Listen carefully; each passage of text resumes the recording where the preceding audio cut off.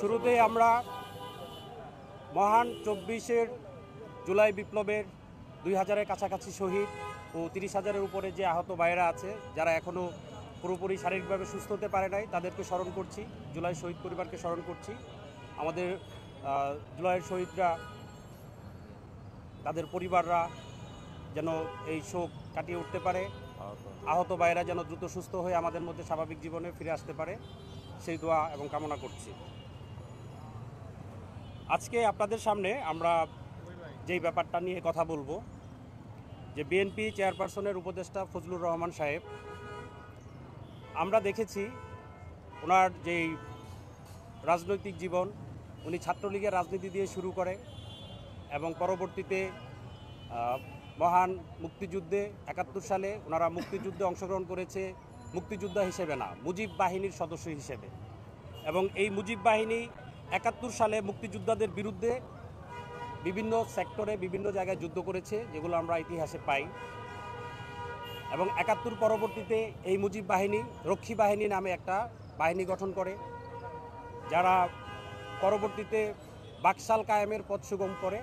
এবং সেই বাকশাল এবং মুজিব বাহিনীর অত্যাচারে এই দেশে যে 74-এর দুর্ভিক্ষ নেমে আসে, সেই 74-এর দুর্ভিক্ষে এই রক্ষী বাহিনীর অত্যাচারে তাদের লুটপাট, তাদের মাধ্যমে খাদ্য চুরি, খাদ্য সংকট, দেশে দুর্ভিক্ষ হয়। এই রক্ষী বাহিনী সিরাজ শিকদারের মতন একজন মুক্তিযোদ্ধা, একজন বিপ্লবী নেতা, জহির রায়হানের মতন একজন বিপ্লবী নেতা, সহ জাসদের যেই 40,000 নেতাকর্মী মুক্তিযোদ্ধা সহ হত্যা করেছে, এর পিছনে এদের দায়। 75-এর 15ই আগস্ট সেই বাকশাল মুক্ত হয়ে আমরা বাকশাল মুক্ত হওয়ার পর পরবর্তী বাংলাদেশে এই ফজলুর রহমান বিভিন্ন দলের রাজনীতি করে অবশেষে বিএনপির গাড়ে সওয়ার হয়। উনি আসলে বিএনপির রাজনীতি করে না বিএনপির গাড়ে সওয়ার হয়ে সেই বাকশালী বয়ান ফেরি করে বেড়ায়, আমরা এটা নিয়ে সন্দিহান। ওনার রিসেন্ট যে বক্তব্য, সেই বক্তব্য অনুযায়ী আসলে উনি বিএনপির কথা বলে না। উনি বিএনপির, সে যে আমরা একটা শব্দ শুনি প্রায় গুপ্ত রাজনীতি, উনি বিএনপিতে থেকে সেই গুপ্ত রাজনীতি করে। এবং উনি আপনার বাকশালের প্রেতাত্মা ওনার উপর ভর করে আছে, উনি সহ আরও কিছু লোকজন, যারা সেই বাকশালী বয়ান ফেরি করে বেড়ায়। আমরা দেখেছি 2008-এ একটা নির্বাচনের মাধ্যমে আওয়ামী লীগ সরকার গঠন করে এবং 2008 থেকে পরবর্তী 2024 পর্যন্ত যে আওয়ামী শাসন, আওয়ামী লীগের ফেসিস্ট হয়ে ওঠা, এটা একদিনে আওয়ামী লীগ ফেসিস্ট হয়ে ওঠে নাই। 2008 থেকে 13 সাল পর্যন্ত যে রাজনৈতিক পরিস্থিতি ছিল, বিরোধী দলগুলো এই দেশে রাজনীতিতে অংশগ্রহণ করতে পারত, সভা সমাবেশ করতে পারত। বাট 14 নির্বাচন পরবর্তী যে সময়টা, আস্তে আস্তে 14 পরে 19 নির্বাচন পরবর্তী সময়টা, ডে বাই ডে তারা তাদের অত্যাচারের মাত্রা, তাদের জনগণের ভাষা কেড়ে নেওয়া, জনগণের মুখ বন্ধ করা, বিরোধী দলের উপর দমন নিপীড়ন, এই জিনিসগুলো আমরা দেখছি। আর এই যে আপনার আওয়ামী লীগের ফেসিস্ট হয়ে ওঠা, এটার পিছনে সবচেয়ে বড় দায় ছিল আমাদের সুশীল সমাজের, এবং আমাদের তৎকালীন বিরোধী দল ছিল বিএনপি।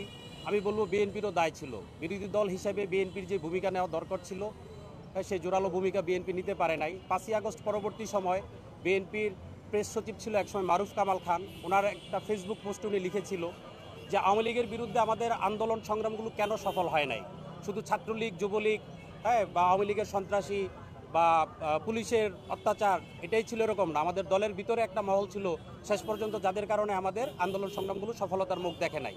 আমরা দেখেছি যে গুলশানে খালেদা জিয়ার যে স্থায়ী কমিটির মিটিং করার সময় ওইখানে এমন যন্ত্র ছিল যেটা থেকে কথাগুলো পাচার হয়ে অন্য একটা জায়গায় চলে যেত, বিরোধী দলের কাছে বা তৎকালীন সরকারি দলের কাছে, এজেন্সির কাছে, এবং মোবাইল ছাড়া মিটিং করেছে, এরকম আমরা বিভিন্ন মিডিয়াতে দেখেছি।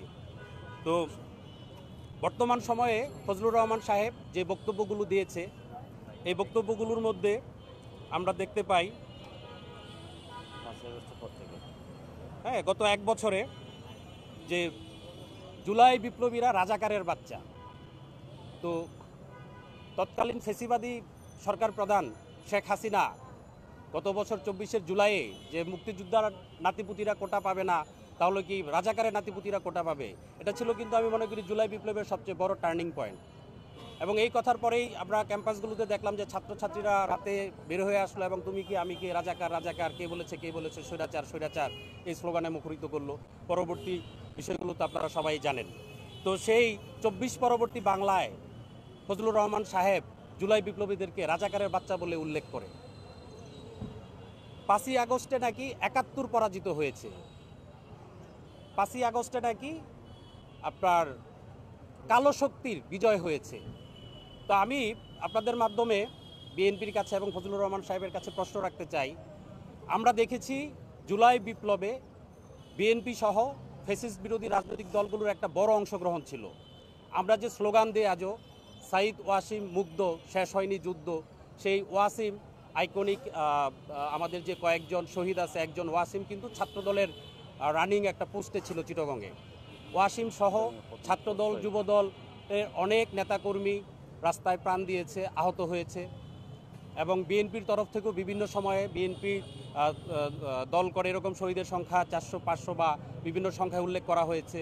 বিএনপির একজন নেতা তারেক রহমানকে 5ই আগস্টের নায়ক হিসেবে উল্লেখ করে। তো এই যে ব্যাপারগুলো, তাহলে বিএনপি তো এই বিপ্লবের একজন বড় স্টেক হোল্ডার, তাহলে বিএনপি কি সেই কালো শক্তি? বিএনপির একজন নেতাকে এটা বলতে পারে? আমরা জুলাইয়ের যারা ছিলাম, যারা ছাত্রদেরকে যখন আমরা রাস্তার মধ্যে মারতে দেখলাম, তাদের রক্ত জড়তে দেখলাম, আওয়ামী সন্ত্রাসী পুলিশ, তৎকালীন আমরা বলি পুলিশ লীগ, হ্যাঁ, তৎকালীন বিভিন্ন বাহিনী, তখন আমরা যে রাস্তায় নেমে আসলাম, তাদের পাশে দাঁড়ালাম, আমরা কি সবাই কালো শক্তি? তো এই যে সফল গণ অভ্যুত্থান, যে বিপ্লব 24-এর বিপ্লব, এটা কি কালো শক্তি করেছে? তো আমরা ইদানিং দেখতে পাচ্ছি বিপ্লবীদের মধ্যে একটা অংশ সেই সুশীল সাজার চেষ্টা করছে, যেই সুশীলতা আওয়ামী লীগকে ফেসিবাদ কায়েম করতে সুযোগ করে দিয়েছিল। বিপ্লবীদের একটা অংশ সুশীল সাজার চেষ্টা করতেছে। তারা বিভিন্ন মিটিং মিছিলে মানে ক্ষমতার ভাগ বাটোয়ারা করার জন্যে তারা সুশীল সাজতেছে। এই সুশীলতা, হ্যাঁ, এবং তাদের বিপ্লবের বিপক্ষে যারা অবস্থান নিচ্ছে তাদের চুপ থাকা আওয়ামী পুনর্বাসনের পথটাকে সুগম করে দিচ্ছে। তো আজকে ফজলুর রহমান সাহেব একটা সংবাদ সম্মেলন করেছে। তো আমরা কালকে রাত 3টার আগে থেকে এখানে অবস্থান করছি। আমাদের সাথে অনেক ছাত্র জনতা ছিল। ছাত্ররা সকালবেলা তাদের স্কুল ছিল, ক্লাস ছিল, তারা চলে যায়। কিছু গ্রুপ গেছে, কিছু গ্রুপ আসছে। তো উনি 11টা 43 এখান দিয়ে বের হয়ে যায়। আমরা রাস্তা পার হয়ে ওনার বাসার সামনে যাই নাই। এটাকে আপনারা সারাদিন ছিলেন, হ্যাঁ, বিভিন্ন গণমাধ্যমে এসেছে যে আমরা মফ করেছি। আপনারা ওনার বাসার যারা সিকিউরিটি গার্ড আছে তাদেরকে জিজ্ঞেস করেন, প্রশাসনের যে ভাইয়েরা ছিল তাদেরকে জিজ্ঞেস করেন, আপনারা যারা ছিলেন আপনারা নিজের চোখে দেখেছেন আমরা কি মফ করার চেষ্টা করেছি না শান্তিপূর্ণ অবস্থান করেছি। এবং ওনাকে নাকি হত্যার হুমকি দেওয়া হয়েছে। আমাদের কোনো বক্তব্য, কোনো কথায় কি ওনাকে হত্যার হুমকি দেওয়া হয়েছে কিনা আপনারা দেখেন। আপনারা তো অনেক কিছুই রেকর্ড করেছেন, আমাদের কারো বক্তব্য এই ধরনের কোনো কিছু এসেছে কিনা।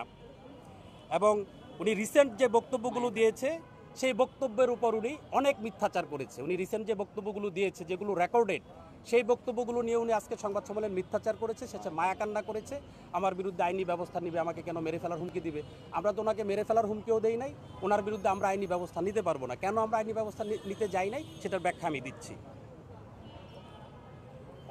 ওনার যেই উক্তিগুলো ছিল এগুলো রাষ্ট্রের ভারসাম্য নষ্ট করেছে। এইরকম ব্যক্তি রাষ্ট্রের জন্য হুমকিস্বরূপ, ক্ষতিকর, তাদের কাজকর্ম ষড়যন্ত্রমূলক, আশঙ্কাজনক, যা দেশি ইন্ধন কিংবা বিদেশি ইন্ধনে হতে পারে। এমন একজন ব্যক্তিকে রাষ্ট্র কেন গ্রেফতার করবে না? ওনার যে বক্তব্য, ওনার যে রিসেন্ট কাজকর্ম, এগুলো রাষ্ট্রের বিপক্ষে ওনার অবস্থান নেওয়া, এটার ব্যবস্থা রাষ্ট্র নিবে। আমরা শুধু দাবি জানাইছি রাষ্ট্রের কাছে ওনাকে গ্রেফতার করেন, আমরা কেন ব্যবস্থা নিতে যাব? আরেকটা ব্যাপার ছিল ফজলুর রহমান সাহেবের বক্তব্যে যে বিপ্লবীরা অভিনয় করেছে, জুলাইয়ে বিপ্লবীরা অভিনয় করেছে, তারা অভিনেতা, তারা নেতা না, এরকম একটা বক্তব্য। আমরা আজকে জাতীয় নাট্যশালার পাশে আমরা আজকে অভিনয় করেছি, হ্যাঁ, জুলাই শক্তি অভিনয় করেছে, আমরা আজকে একদিনের বিপ্লবের অভিনয় করেছি। আমরা আজকে যেটা করেছি সেটা রিহার্সাল। আগামী দিনে কোনো ব্যক্তি যদি, এই বাংলাদেশের কোনো ব্যক্তি যদি 71 নিয়ে, আমাদের মহান মুক্তিযুদ্ধ নিয়ে, 24 নিয়ে, জুলাই বিপ্লব নিয়ে এবং বাংলাদেশ নিয়ে, এই রাষ্ট্র নিয়ে কোনো প্রকার কটূক্তি করে, জুলাই বিপ্লবী ছাত্র জনতা ছেড়ে কথা বলবে, এটার বিরুদ্ধে রুখে দাঁড়াবে।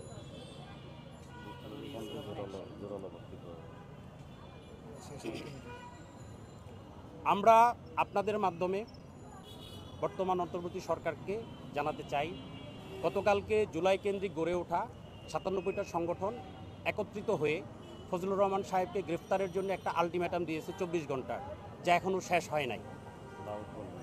তো সেই আলটিমেটামটা যখন শেষ হবে, আমরা যারা আছি জুলাই বিপ্লবের বিভিন্ন সংগঠন যারা আছে সবার সাথে আমরা কথা বলে আমরা নতুন কর্মসূচি ঘোষণা করব। আমরা কি নতুন কোনো আলটিমেটাম দিব, না রাষ্ট্র আমাদের আলটিমেটাম ছাড়াই রাষ্ট্র ওনাকে গ্রেফতার করবে, রাষ্ট্র ওনার বিচার করবে, সেটা আমরা রাষ্ট্রের উপর ছেড়ে দিতে চাই, বর্তমান সরকারের উপর ছেড়ে দিতে চাই। আর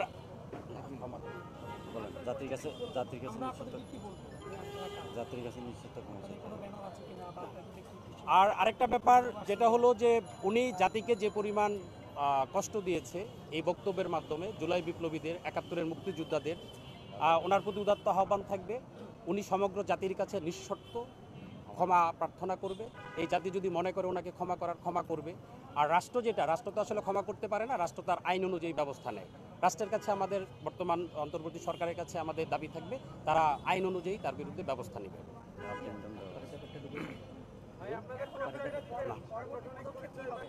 আমাদের পরবর্তী পদক্ষেপ আমি ইতিমধ্যে বলেছি, গতকালকে পরিচয় দিচ্ছি, যে ৯৭টা সংগঠন ২৪ ঘন্টা আলটিমেটাম দিয়েছে ওনাকে গ্রেফতারের, সেই সময়টা এখনো শেষ হয়নি। তো সেই সময়টা শেষ হলে আমরা ওই সংগঠনগুলোর সাথে একত্রিত আমরা কথা বলে নতুন কর্মসূচি আছে। আমরা কারা? আমরা উত্তরার বিপ্লবী ছাত্র জনতা। জি, আমরা মূলত আপনারা জানেন যে আমরা বলে থাকি জুলাই বিপ্লবের প্রবেশদ্বার উত্তরা। ৫ই আগস্ট উত্তরা যখন ওপেন হয়ে যায়, উত্তরা থেকে লাখ লাখ লোক যখন গণভবনের দিকে যাত্রা শুরু করে, তখন কিন্তু শেখ হাসিনা তার দুপুরের খাবার খেতে পারে না, তাকে ৪৫ মিনিট সময় বেঁধে দেওয়া হয়। আর উত্তরা ওপেন হওয়ার পর যাত্রাবাড়ি, মিরপুর বিভিন্ন পয়েন্টগুলো ওপেন হয় এবং সবাই চলে আসে। তো উত্তরাতে আমরা গতকালকে মশাল মিছিল করেছি সন্ধ্যার পর। আমাদের ওই যে নিচে যে ব্যানারটা দেখতেছেন ওই মশাল মিছিলের ব্যানার, এখানে বৃহত্তর উত্তরার ছাত্র জনতার, সাধারণ ছাত্র জনতার। তো আমরা উত্তরা থেকেই এখানে এসেছি, যেহেতু গ্রেফতারের একটা আলটিমেটাম দেওয়া হয়েছে, সরকার যেন গ্রেফতার করে। আমরা ওনার বাসার সামনে অবস্থান নিয়েছিলাম। আমরা এই সংবাদ সম্মেলনের পর আপনাদের সাথে আপনাদের প্রশ্ন নিব, আপনাদের প্রশ্নের উত্তর দেব, তারপরে আমরা আমাদের অবস্থান কর্মসূচি সমাপ্তি ঘোষণা করব।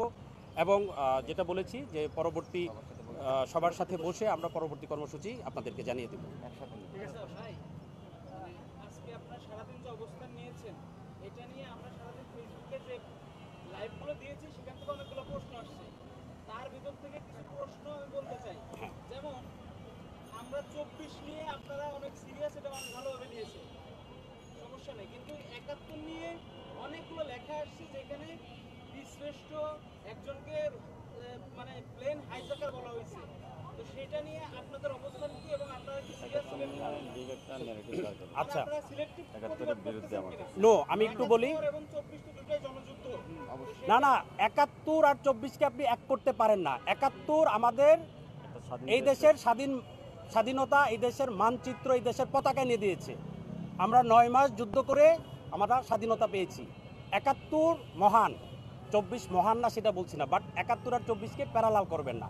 ৭১-৭১-এর মতোই মহান, ২৪-২৪-এর মতোই মহান।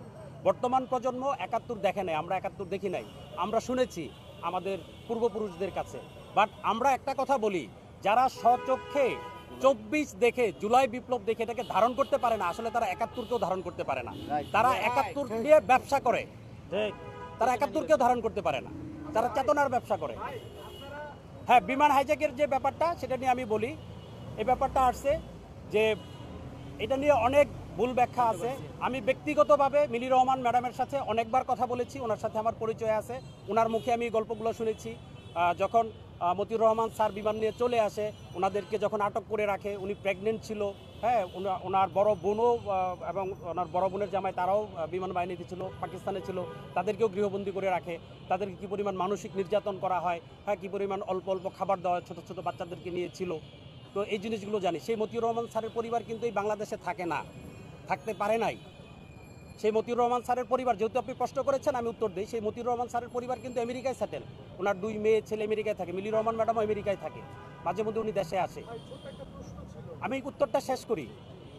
তো বীরশ্রেষ্ঠ মতিউর রহমান সাহেবের কবর পাকিস্তানে হয়েছিল, সেই কবর বাংলাদেশে আনতে আমাদের কত বছর লেগেছে? 72 থেকে 75 পর্যন্ত মানে 71 পরবর্তী সময় কিন্তু যারা মুক্তিযুদ্ধের কাণ্ডারি বলে নিজেদেরকে, মুক্তিযুদ্ধ যাদেরকে নিজেদের সম্পদ বলে দাবি করে, তারা ক্ষমতায় ছিল। তারা বুট্টু কেনে লাল গালিচা সংবর্ধনা দিয়েছে, তারা মতিউর রহমান সাহেবের কবর এই দেশে আনে নাই। 91 থেকে 96 আওয়ামী লীগ ক্ষমতায় ছিল, মতিউর রহমান সাহেব কবর আনে নাই।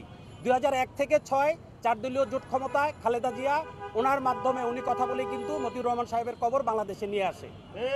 ঠিক, আমরা 71কে ছোট আমরা করছি না, যারা 71কে ছোট করে, যারা 71 নিয়ে ব্যবসা করে, আমরা তাদের বিরুদ্ধেও কথা বলি। আমরা 71 দেখি নাই, আমরা না দেখে 71কে অনুধাবন করি, আমরা 71কে ধারণ করি, আর 24 আমাদের চোখের সামনে। হ্যাঁ প্লিজ, আমার নাম জনি আখন্দ। জনি আখন্দ। আমরা আছি সবাই একসাথে ভাই, আমাদের পোস্ট পজিশন ইস্যু না, সবাই সংগঠনিক। ভাই আমার যে প্রশ্নটা ছিল, আজকে মতিউর রহমান সাহেব যে বিষয়টি বলেছেন যে তার যে ভিডিওটি যেটি প্রচার করা হয়েছে উদ্দেশ্য প্রণোদিতভাবে, 1 এবং 2 তিনি যদি ভুল করে থাকেন তিনি জাতির কাছে ক্ষমা চাইবেন, এই বিষয়টি বলবেন? না আমি তো বললাম আমার বক্তব্যে কিন্তু চলে আসছে। উনি আজকে ওনার সংবাদ সম্মেলনেও মিথ্যাচার করেছে, ওনার সংবাদ সম্মেলনেও মিথ্যাচার করেছে। উনি হয়তো বলবে আমার এই ভিডিও এআই দিয়ে বানানো, বাট উনি লাইভে কথা বলছে, সারা জাতি দেখছে। উনি কি আসলে কথা বলার মতো, মানে কি বলবো, এইসব দিয়ে কথা বলার মতো কোনোই নাই। শুধু ফজলুর রহমান সাহেব না, আমরা যে হাবিবুর রহমান নামে একজনকে দেখছি, যিনিও সাবেক বাকশালী, যিনিও বাকশাল থেকে এসেছে, যিনিও ছাত্রলীগ করে এসেছে, হ্যাঁ বিএনপির কাঁধে চড়ে বাকশালী বয়ান ফেরি করে বেড়াইতেছে। এবং শেখ রুবিনুর রহমান নামে একজন আছে, যিনি কথায় কথায় বলে 15 বছর এটা হয় নাই, 15 বছর ওইটা হয় নাই। উনি আগেই ভালো ছিল, উনি 15 বছর অনেক ভালো ছিল, উনি সংসদে গিয়েছে, উনি এমপি হয়েছে, উনি ক্ষমতায় ভোগে নাই। বিএনপির অনেক নেতাকর্মী তাদের ঘরে থাকতে পারে না, বাড়িতে থাকতে পারে না, অসংখ্য নেতাকর্মী গুম হয়েছে, খুনের শিকার হয়েছে। বাট রুমিন ফারহানার চুল কিন্তু একটু বাঁকা হয় নাই, উনি স্ট্রেট চুল করেই গিয়েছে বিভিন্ন টকশুতে এবং কথা বলেছে। এবং শামীম ওসমান ওনাকে খুব কাছের বোন, আপন বোনের মতো দেখে, এগুলো আমরা দেখছি। হ্যাঁ বলেন। ভাই জুলাই বিপ্লবী হিসেবে আপনারা উত্তরা থেকে বললেন যে আপনারা উত্তরা থেকে আসছেন বা উত্তরা জুলাই বিপ্লবের হটস্পট, এটা ঠিক আছে। তেমনি এই সেগুনবাগিচার আশেপাশে, ওদের আশেপাশে শাহবাগ সহ ইউনিভার্সিটি সহ অন্যান্য পয়েন্টগুলো হটস্পট। আপনারা এত দূর থেকে আসবেন, আশেপাশের অংশীদাররা কই আপনাদের? আচ্ছা আমি একটা কথা বলি, মাঝখান থেকে আমি একটা কথা বলি। গতকাল রাত্র 3টা পর্যন্ত আমরা এখানে ছিলাম, আমরা শাহবাগের একটা সংগঠন, রাত্র 3টা পর্যন্ত ছিলাম। একটা লোকের দ্বারা সম্ভব না যে কন্টিনিউ এই আন্দোলনটা চালায় যাওয়া। এখন রিপ্লেসমেন্ট হিসেবে আমাদের এই বড় ভাইরা। সরি ভাই বুঝিনি, আরেকবার বলেন। শাহবাগের অংশীদাররা এখানে থাকে। আচ্ছা আমি আরেকটু বলি আপনাকে। আমি আহত জুলাই যোদ্ধা, আমরা তো শাহবাগ। হ্যাঁ থ্যাংক ইউ আলামিন ভাই। আমি একটু ব্যাখ্যা দেই। আমরা এই যে জায়গাটায় আছি দিনের বেলায়, এই যে জায়গাটা দিনের বেলায়, এই জায়গাটা কিন্তু এখানে এনবিআর, এখানে নাট্যশালা, এইখানে হলো আপনার এনএসআই, হ্যাঁ মানে সরি এটা দুদক, এই যে সরকারি স্থাপনাগুলা, আমরা কিন্তু একটু সামনে অবস্থান নিয়েছিলাম। যখন আলো ফুটলো, স্বাভাবিক যান চলাচল শুরু হলো, হ্যাঁ আর্মির লোকজন আসলো, ওনারা আমাদের সাথে কথা বললো, রিকোয়েস্ট করলো, পুলিশের লোকজন আসলো, ওনারা আমাদের সাথে কথা বললো, রিকোয়েস্ট করলো যে আপনারা যান চলাচল স্বাভাবিক রাখতে আমাদেরকে সহযোগিতা করেন, আপনারা পিছনে নিয়ে আসেন। তো আমরা চাইলে এখানে জনসমাগম আরও বেশি, এই জনসমাগম হয়তো সাধারণ জনগণের জন্য কষ্টের হতো, আমরা জনগণকে কষ্ট দিতে চাই না। আমার ম্যান্ডেটের উপর বিশ্বাস করি, আমার ন্যারেটিভ যদি ঠিক থাকে। আমরা সংখ্যা বিশ্বাসী না। ভাই আরেকটা বিষয়, আপনারা জুলাই যে বলতেছেন, জুলাই তো বিশাল একটা ব্যাপার। জি আপনারা সারাদিন এখানে দেখুন 6 জন মানুষ ছিলেন। হ্যাঁ, তাহলে আমরা কি বুঝবো আপনাদের সাথে কেউ নাই? না আমরা 6 জন মানুষ ছিলাম, এটা তো ভুল কথা। আমি তো বলতেছি এই কথাটা এখানে বলা হয়েছে। আমরা রাত্র 3টা পর্যন্ত ছিলাম। কালকে নিশ্চয়ই কিছু সাংবাদিক আসছে। দাঁড়ান এই কথাটা আমি অনেকে বলতেছে যে আপনার প্রশ্নটার উত্তর যেটা, আমরা একটা কথা, আমরা চাইলে রাস্তা ব্লকেট করে কর্মসূচি দিতে পারতাম, জনসমাগম করে কর্মসূচি দিতে পারতাম, কিন্তু আমাদের যে আন্দোলন করা যে পার্লামেন্টটা, যে এথিক্স, আমাদের কিছু করব না। কারণ জুলাই বিপ্লব জনগণের একটা জন আকাঙ্ক্ষার জন্য, যাতে এই আকাঙ্ক্ষা যাতে কেউ বিনষ্ট না করতে পারে, এজন্য আমরা এমনভাবে আন্দোলন করতে চেয়েছি যাতে জনদুর্ভোগ না করে। এজন্য যে জন্য দায়ী তার বাসার সামনে এসে আমরা আন্দোলন করেছি। আমি চাই না কেন আমার অন্য জনগণ, মানে অন্য জনগণ, বাচ্চারা আছে, হ্যাঁ শিশুরা আছে, এখানে দেখলাম একটু আগে গালাগালি দিচ্ছে একজন আইসা। এটা কি দায় কি আপনাদের পড়ে না? আমাদের একটু আগে হ্যাঁ একটু আগে এখানে কোনো স্লোগান হয়েছে? এখানে তো ভাই পুরো বিল্ডিং এ তো অনেক বাচ্চা আছে, শিশু এখানে আমরা একটু কি আগে কোনো বাচ্চাকে স্লোগান হয়েছে? ভাই আমরা কি এমন কোনো একটু আমরা কি বললেন? আস্তে, আমরা কি এমন কোনো সাউন্ড সিস্টেম ব্যবহার করেছি যেটার জন্য আশেপাশের বাসিন্দাদের অসুবিধা হবে? বাসা গেট বন্ধ মানে আমরা কি 6 পেয়ার 8 পেয়ার সাউন্ড নিয়ে বসছি? আমরা কি এখানে মঞ্চ বানিয়ে হাজার হাজার লোক, আমরা হ্যান্ড মাইকটাও রাতের বেলা ব্যবহার করি না। ভাইয়া একটা আচ্ছা, আপনি তো ভাই অনেক প্রশ্ন করছেন, আমরা অন্য ভাইদের কাছ থেকে প্রশ্ন নেই। ছোট করে একটু জানতে চাই। প্রশ্ন ছিল যে কে আগে বলবেন, বলেন। স্লোগানের মধ্যে যে সাওয়া বিষয়টা সাওয়া আসলে কতটা যৌক্তিক এবং আচ্ছা আপনার এটার ব্যাখ্যা আমি দিচ্ছি। বর্তমানে আপনার এই আন্দোলনের সময় যখন রাস্তায় আমরা আন্দোলন করছি, হাসিনা কি করছে? গুলি করছে। তো আমি বন্দুকের সামনে দাঁড়ায় কি চুমা দিব তারে? আমি বন্দুকের সামনে দাঁড়ায় তার সাথে কি ব্যবহার করবো আপনি বলেন? কি ইউজ করতেছে? আপনি ইউনিভার্সিটিগুলোতে যান, কি আন্দোলন হচ্ছে, কি বলতেছে? আমরা এখানে এসে আন্দোলন করে সে আমাদেরকে কি বলছে? আমাদের রাজাকারের বাচ্চা, সে আমাদের রাজাকারের বাচ্চা বলতেছে। তো আমরা তারে কি বলবো? চুমা দিব তারে? রাস্তার ভাষা একরকম, অফিসের ভাষা একরকম, বাসার ভাষা একরকম। আন্দোলন করতে নামছি রাস্তায়। সবচেয়ে বড় কথা জেনজির ভাষাই এটা, আমি মনে হয় বুঝাইতে পারছি জেনজির আন্দোলনের ভাষাই এটা। এটা আসলে জেনজি স্টাইল, এটা জেনজি স্টাইল। এটা আন্দোলনের ভাষা। আমি আপনার সাথে অফিসে টক শোতে বলবো, আপনি আমারে টাকা দিয়েও আপনি বকা দিতে পারবেন না। আচ্ছা, এই ব্যাপারে আরেকটু ব্যাখ্যা দেই। শালা শব্দটা শ্যালক অর্থেই কিন্তু ব্যবহার হয়েছে, বাট বাংলা একাডেমি কিন্তু এখন তাদের অভিধানে শালা গালি অর্থেও জায়গা করে দিয়েছে। তো একসময় হয়তো দেখবেন বাংলা একাডেমি এই শব্দগুলাকে ওই গালি অর্থে স্বীকৃতি দিবে, এরকম আসবে। কারণ ভাষা ক্রমাগত চেঞ্জ হয়। হ্যাঁ, ভাষা ক্রমাগত চেঞ্জ হয়, অনেক নতুন শব্দ ভাষাতে অন্তর্ভুক্ত হয়। ভাই আপনারা সকাল থেকে আমরা ছিলাম, আপনারা যারা যারা বক্তব্য দিয়েছেন সবাই বলেছেন যতক্ষণ পর্যন্ত তাকে গ্রেফতার করা না হবে আপনারা এখানে অবস্থান করবেন। এখন বলছেন আপনারা পরে সিদ্ধান্ত নিয়ে আবার জানাবেন। কেন আসলে এই দ্বিমত? আচ্ছা, এখানে আমরা কিন্তু সংবাদ সম্মেলন মানে আমার যে আগের বক্তব্যের ব্যাপারটা ক্লিয়ার করে